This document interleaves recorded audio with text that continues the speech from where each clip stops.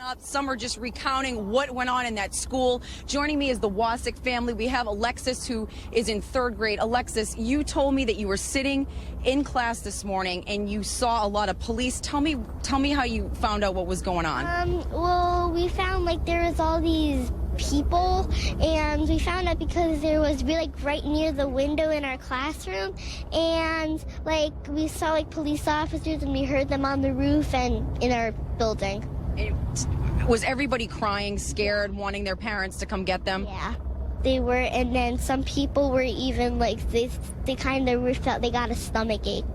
Did you hear any gunshots or anything like that? Well, police officers, like they were kinda, because there's police officers like right out the door, like trying to find the guy.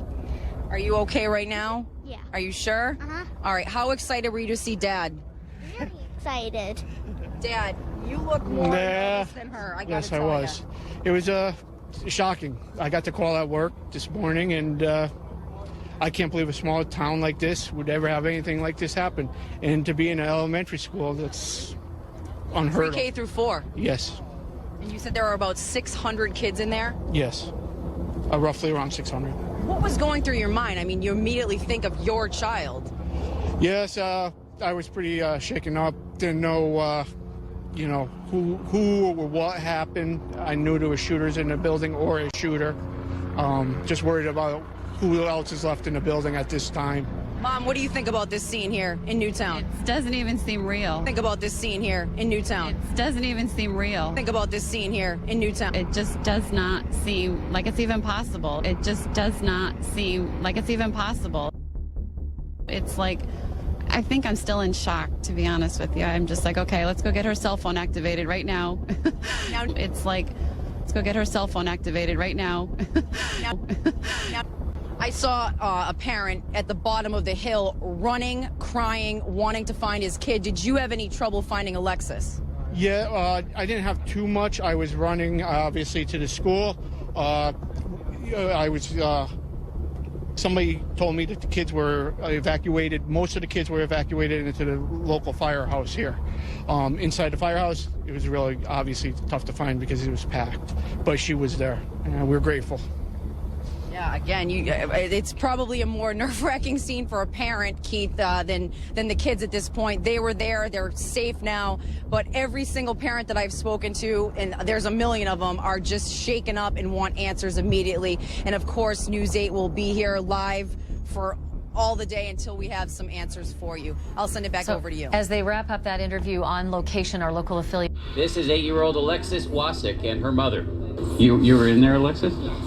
What happened? Nothing really much.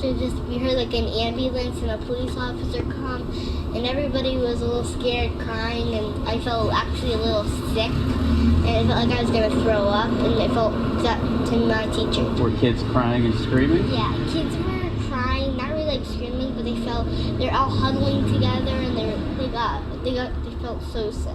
Her mom says when she arrived at the firehouse, Alexis was already with her father. And he was actually, he had her in his arms and, and crying. And so she just goes, Mama, I'm okay, I'm here.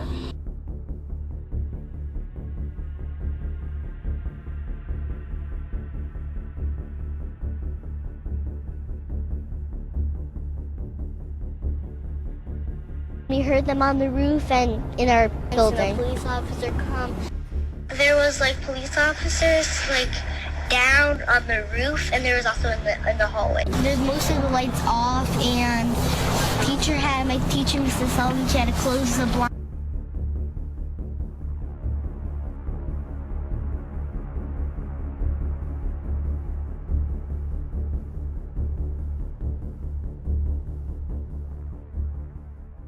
Joining us now is Robert Licata. His son, Aiden, is a first grader who was saved by his teacher and ran to safety. His daughter was also unharmed. Also joining us, Joe and Lynn Wasick, as well as their daughter, Alexis, who is in the 3rd grade at Sandy Hook. 2 days later, Robert, how's your family doing? We're taking it day by day, minute by minute. It's what both our son and our daughter saw is incomprehensible. we're trying to make sense of a senseless act. We speak to him. We make sure we understand what he's feeling. We try to explain things that can't be explained.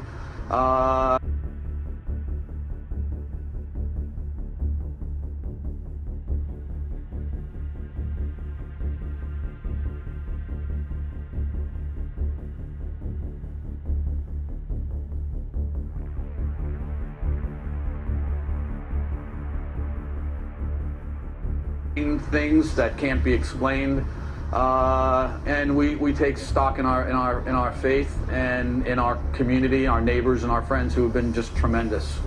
Lynn and Joe and little Alexis, I see there in front of you. Does Alexis want to talk about it? And if so, what are you telling her?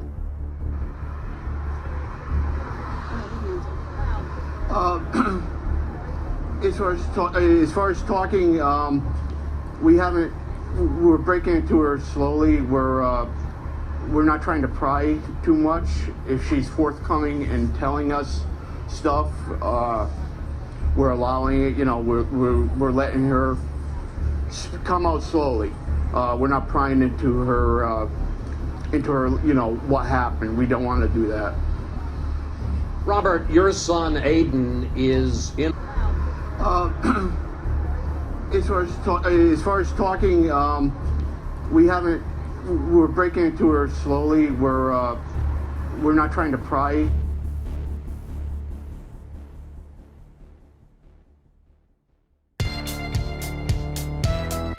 There's a new Sandy Hook video out that's being heavily censored by YouTube and Vimeo. The video, entitled "We Need to Talk About Sandy Hook," is a collaborative effort painstakingly produced by a group of independent journalists. The video is 2 hours and 46 minutes in length and covers the information mainstream news and their corporate sponsors just won't touch. In the description below, you'll find several different links so that if one avenue gets shut down or censored, as some already have, you can go to the next, then to the next. See, somebody's trying to censor this for a reason. And a follow the money approach has always been a pretty good directive in revealing the guilty parties. Who stands to benefit from this Newtown, Connecticut production? We know for a fact that Sandy Hook rapidly kindled the fires of tighter gun control and preventative security measures. So who's going to profit from such an atmosphere of terror? The supposed Sandy Hook tragedy has yet to produce one body, one photographic frame of Adam Lanza either entering the school or walking down the Sandy Hook hallways. One genuinely grieving parent who actually acted like a mom or dad who lost their child. They couldn't even produce one coherent and believable coroner. So check out the movie entitled "We Need to Talk About Sandy Hook." Copy it, upload it to your channel, make CDs, pass them out to family and friends. Because if enough people wake up to the Sandy Hook hoax, maybe, just maybe, they'll open their minds to the possibility that there's a huge machine interfering with the lives of men that must be brought down and destroyed.